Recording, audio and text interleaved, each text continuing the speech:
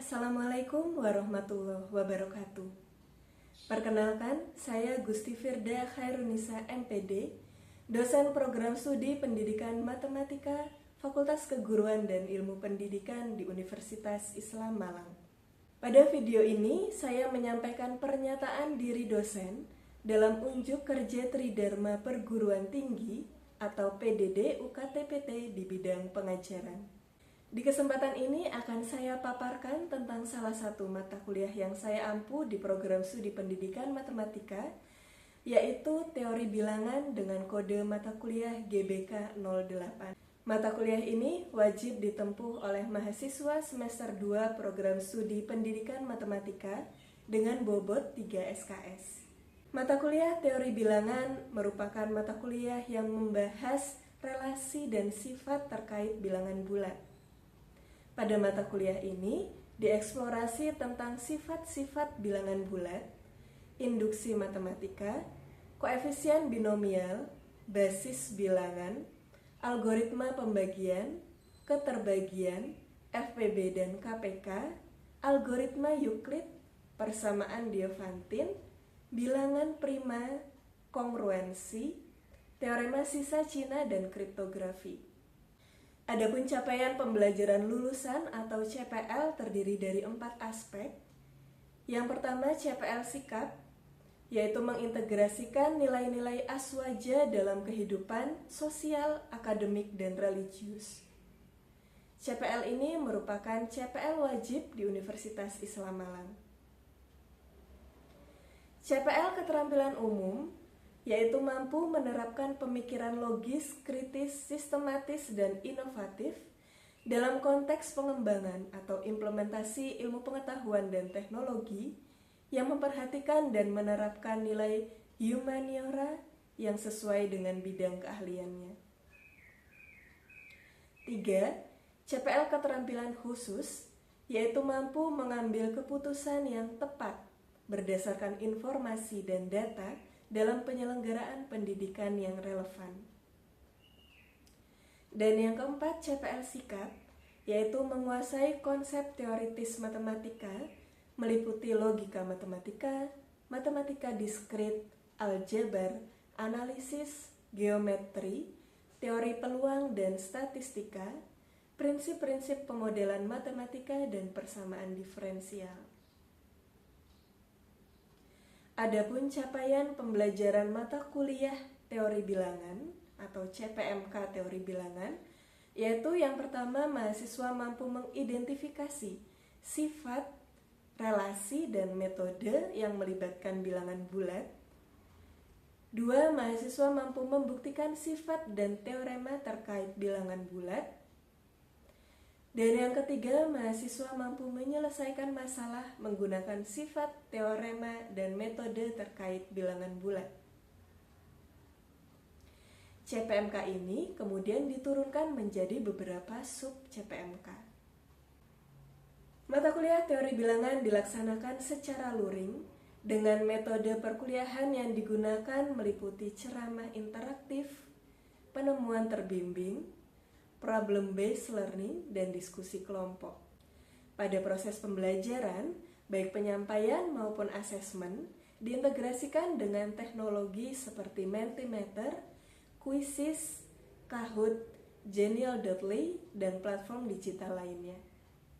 Penilaian dilakukan melalui tes tertulis, penugasan, observasi, dan presentasi.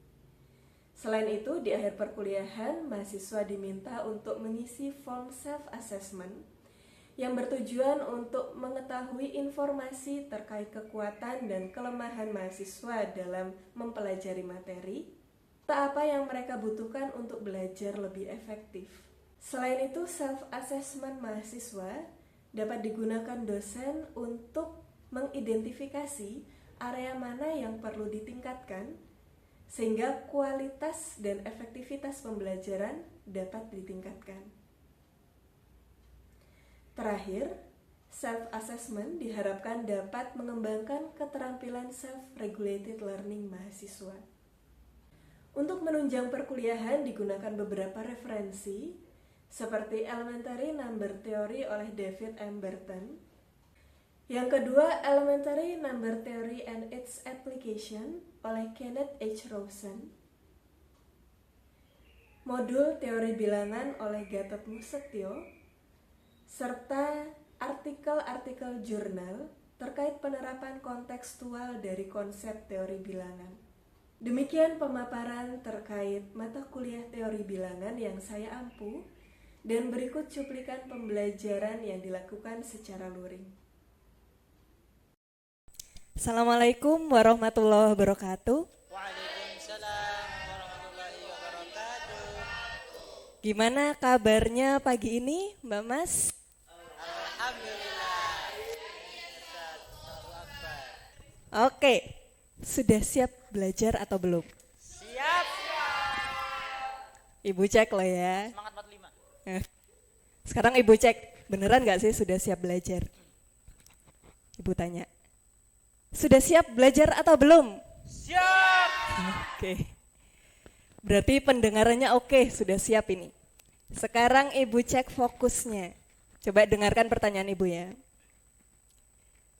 Dalam 1 tahun ada berapa bulan? 12. Dalam 12 bulan ada yang punya 28 hari, 30 hari, 31 hari. Berapa bulan yang punya 28 hari? 1, 12. Kenapa kok 1? Februari. Iya, kenapa kok 12? Betul. Jadi yang bulan Januari, bulan Maret itu juga punya 28 hari. Gini aja, supaya fokusnya terjaga sampai nanti akhir perkuliahan, supaya nanti materinya berkah dan manfaat, kita berdoa. Berdoa awal perkuliahan. Berdoa dimulai. Bismillahirrahmanirrahim. Rabbi zidni ilman nafi'a wa rizqan wasi'a halalan tayyiban mubaraka waj'alna min ibadikas salihin birahmatika ya arhamar rahimin. Ada yang gak masuk hari ini? Ada siapa? Oke. Ya. Di pertemuan ini kita akan melanjutkan materi dari pertemuan minggu lalu. Masih ingat nggak minggu lalu kita belajar apa? Ingat Ibu. Ingat. Siapa yang ingat? Iya, silakan Mas. Pertemuan yang kemarin kita mempelajari tentang teori fundamental aritmatika, Ya. persamaan Diophantine dan juga perkenalan kongruensi Ibu. Terakhir kita kulik sedikit, kita kenalan sedikit dengan kongruensi. Jadi kita sudah tahu kemarin definisinya kongruensi. Nah, di pertemuan kali ini kita akan belajar lebih dalam tentang kongruensi. Jadi nanti sifatnya kongruensi seperti apa, kemudian teorema-teoremanya di dalam kongruensi seperti apa, bagaimana cara membuktikan teoremanya, dan yang terakhir bagaimana mengaplikasikan teorema-teorema tersebut untuk menyelesaikan masalah matematis. Tentunya yang dapat diselesaikan dengan konsep kongruensi. Oke, sebelum mulai, Ibu tanya dulu. Kalau ada pertanyaan, sisa dari 8 bagi 7 berapa? 1. Sisa dari 36 dibagi 8. 4. Ya. Sisa dari 79 dibagi 11. 2. Sisa dari 2 pangkat 124 dibagi 7 berapa? Aduh, berapa hitung-hitungnya ya? Ya, nanti di akhir perkuliahan kalian akan bisa menjawab pertanyaan ini. Sebelum kita mulai lagi, kemarin kita sudah kenalan dengan notasi ini. Bacanya A kongruen, B modulo M. Kemarin juga sudah kita pelajari kaitannya dengan materi sebelumnya, yaitu keterbagian. Sekarang ada yang masih ingat enggak? A kongruen B modulo M itu bisa dinyatakan bentuk apa? Mbak Jem, silakan. Oke, A sama dengan KM plus B. Ada lagi? Oh iya, Mbak Yuan. M membagi A min B, betul. Ada lagi? B adalah sisa dari pembagian A dengan B. Betul, B adalah sisa dari pembagian A dengan B. M. Oke, kita mulai bahas dari teorema pertama. Jadi ditentukan M adalah suatu bilangan bulat positif. Maka kongruensi modulo M memenuhi 3 sifat. Yang pertama sifat reflektif, yang kedua sifat simetris, yang ketiga sifat transitif. Sifat reflektif, jika P adalah suatu bilangan bulat, maka P kongruen P modulo M. Coba contohnya dulu. 8 kongruen 8 modulo 16, betul enggak? Kenapa? Karena 16 membagi, iya 16 membagi 8 min 8 atau 0. Nah ingat, 1000 contoh itu bukan merupakan pembuktian, jadi kita buktikan. Yang diketahui apa? Ya, P adalah suatu bilangan bulat atau P adalah anggota himpunan bilangan bulat yang akan dibuktikan.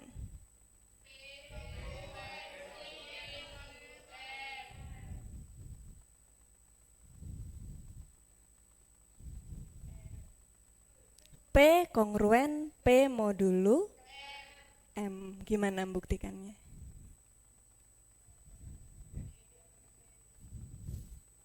Karena P adalah suatu bilangan bulat, P min P sama dengan 0. Maka untuk M yang merupakan bilangan bulat positif, apa yang berlaku? M membagi P min P. M membagi 0. Ini dituliskan dalam bentuk kongruensi. Jadi gimana?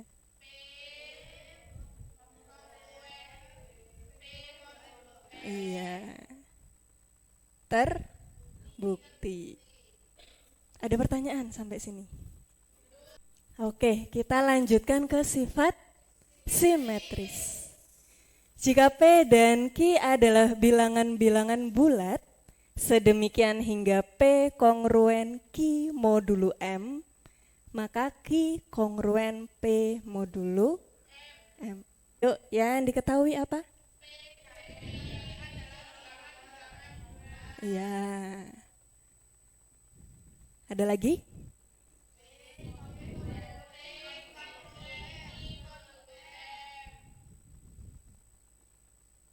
Yang ditanyakan atau yang akan dibuktikan?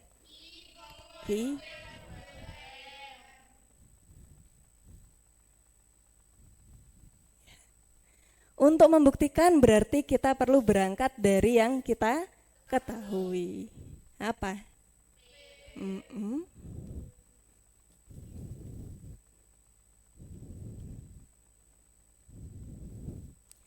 Maka kalau kita tuliskan dalam bentuk keterbagian, bagaimana bentuknya? M membagi, iya.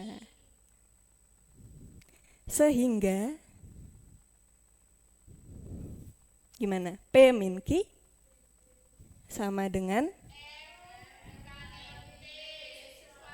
ya untuk T-nya suatu bilangan bulat. Yang mau kita tuju adalah Q kongruen P modulo M. Berarti nanti bentuknya Q min P. Berarti harus diapakan ya kira-kira ini ya? kalikan negatif berapa?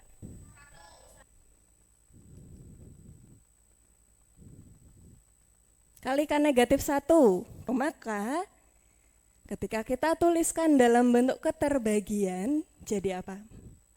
Jadi, betul, Q kongruen P modulo. Terbukti. Sifat yang ketiga adalah sifat transitif.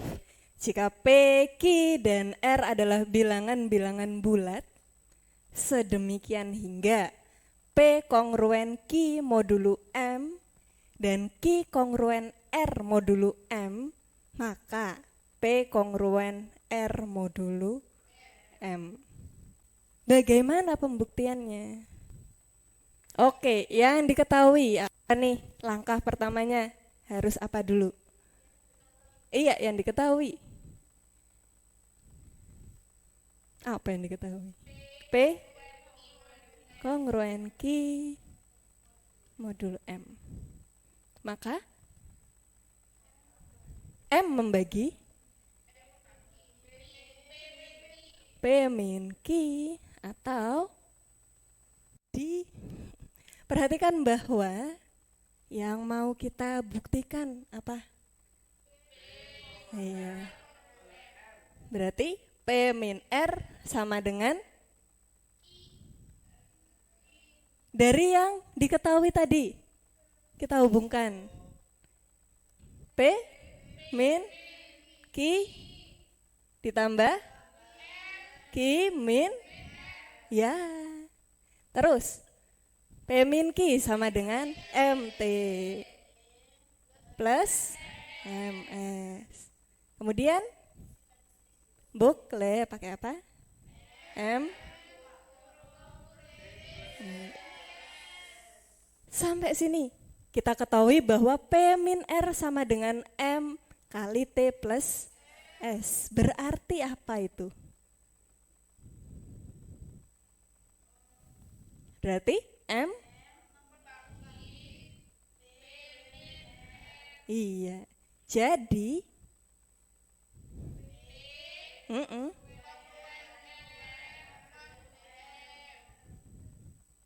terbukti. Kita lihat teorema kedua. Masih semangat ya? Oke, coba pernyataan ini dikritisi dulu. Bagaimana kira-kira berlaku atau enggak? Kalau berlaku berarti harus dibuktikan. Kalau enggak berlaku berarti paling enggak ada satu contoh yang mengingkari pernyataan tersebut. Coba dipikirkan dulu, 5 menit cukup ya? Silakan dipikirkan dulu. Ada yang ketemu? Oke, Mbak, berlaku apa enggak itu? Enggak berlaku, berarti bisa nyebutkan contohnya. Oke, coba ke depan ya. Ini contohnya yaitu P sama dengan 2, kemudian Q sama dengan 5, R sama dengan 3, dan M sama dengan 9. PR sama dengan QR modulo M yaitu 2 dikali 3 kongruen 5 dikali 3 modulo 9. Hasilnya yaitu 6 kongruen 15 modulo 9. Namun 2 tidak kongruen dengan 5 modulo 9. Seperti itu. Bagaimana yang lain? Iya, terima kasih. Jadi ternyata ada 2 kali 3 kongruen 5 kali 3 modulo 9 atau 6 kongruen 15 modulo. Tapi ternyata 2 tidak kongruen modulo 2 tidak kongruen 5 modulo 9. Berarti tidak berlaku ya ini ya. Oke, jadi nggak berlaku ya. Sampai sini ada pertanyaan nggak? Oke, sebentar. Silakan Mbak. Tadi saya mencoba itu berlaku, Bu. Oh, berlaku. Ya, kalau apabila P-nya itu sama dengan 3, terus Q-nya sama dengan 5, R-nya sama dengan 3, dan M-nya sama dengan 2. Oh gitu. Coba sih dituliskan di depan. Oke. Silakan duduk lagi. Ternyata ada yang menumbuhkan kalau P-nya sama dengan 3, Q-nya sama dengan 5, R-nya sama dengan 3, dan M-nya sama dengan 2. Maka kalau dimasukkan ke P, R. Ya gini maksudnya Mbak ya? Iya, PR kongruen QR modulo M berarti 3 kali 3 kongruen 5 kali 3 modulo 2. 9 kongruen 15 modulo 2, benar.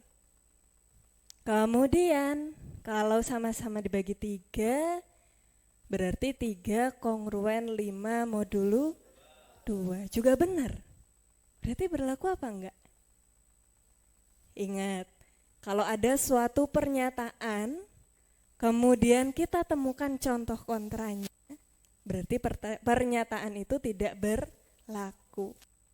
Kalaupun ada ternyata contoh yang berlaku, berarti pasti di situ ada syarat khususnya, ada syarat yang spesial sehingga dia menjadi berlaku. Nah, khusus ini sebenarnya kalau kita lihat dia R sama M-nya, FPB-nya sama dengan 1. Jadi kalau R dan M-nya relatif prima, maka pernyataan ini bisa berlaku. Itu nanti ada di teorema selanjutnya, sudah diduluin ini. Halo, biasa pertanyaannya. Oke, setelah kita ketahui sifat-sifatnya, kemudian teorema-teoremanya tadi juga sudah kita buktikan. Sekarang sebenarnya teorema-teorema itu bisa digunakan untuk menyelesaikan masalah-masalah. Contohnya kayak gini. Nomor 1. Kalau hari ini hari Rabu, maka 2 pangkat 121 hari lagi itu hari apa?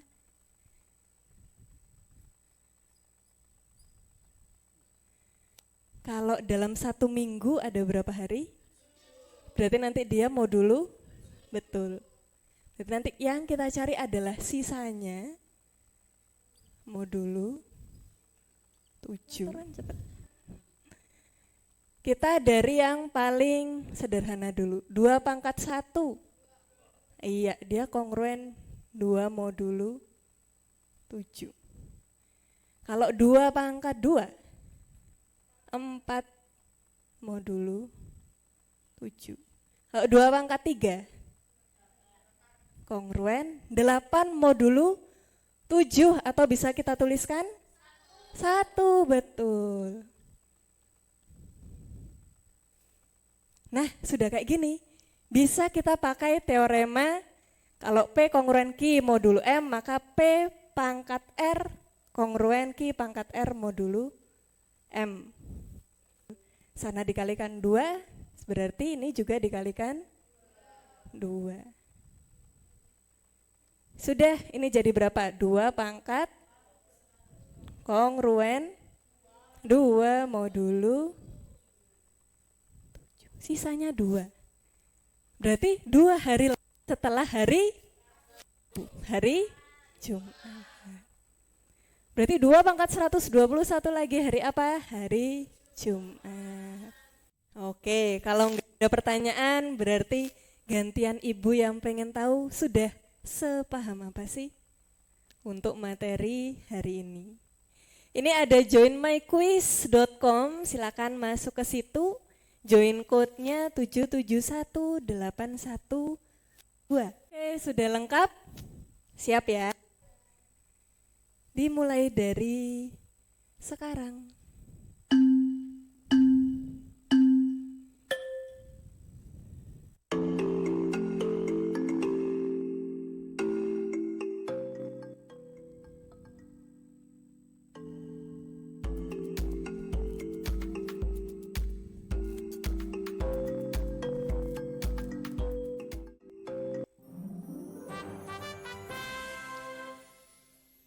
Peringkat ketiga Handa Cantik. Peringkat kedua Feris dan peringkat pertama Mbak Yuan. Tepuk tangan dulu. Kelas akurasinya sudah 84%. Alhamdulillah berarti sudah banyak yang paham ya materi tadi ya. Oke. Hasil evaluasinya bagus. Sekarang Ibu pengen kalian self assessment di sini. Coba di scan QR code-nya.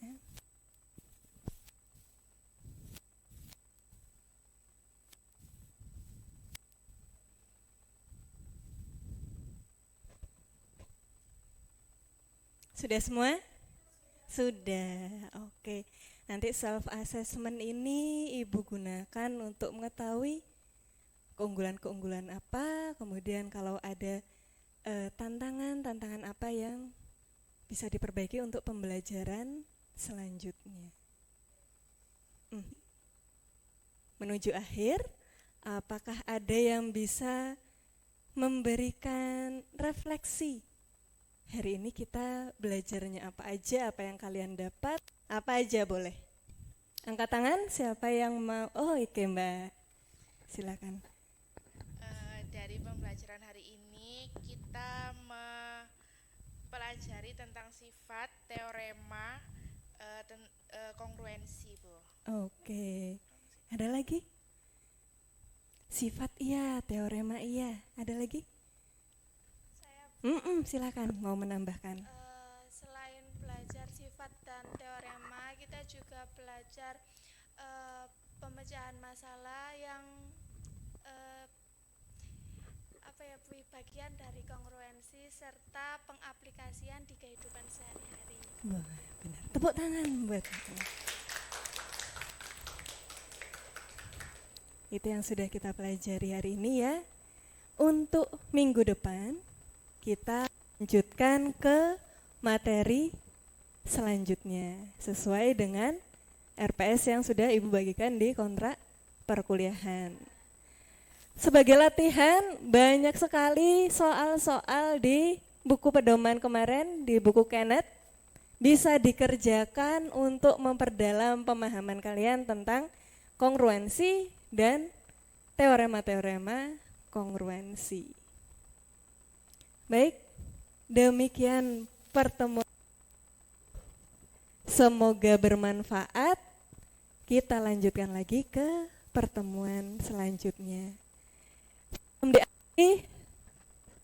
Agar perkuliahan ini berkah, silahkan berdoa akhir perkuliahan.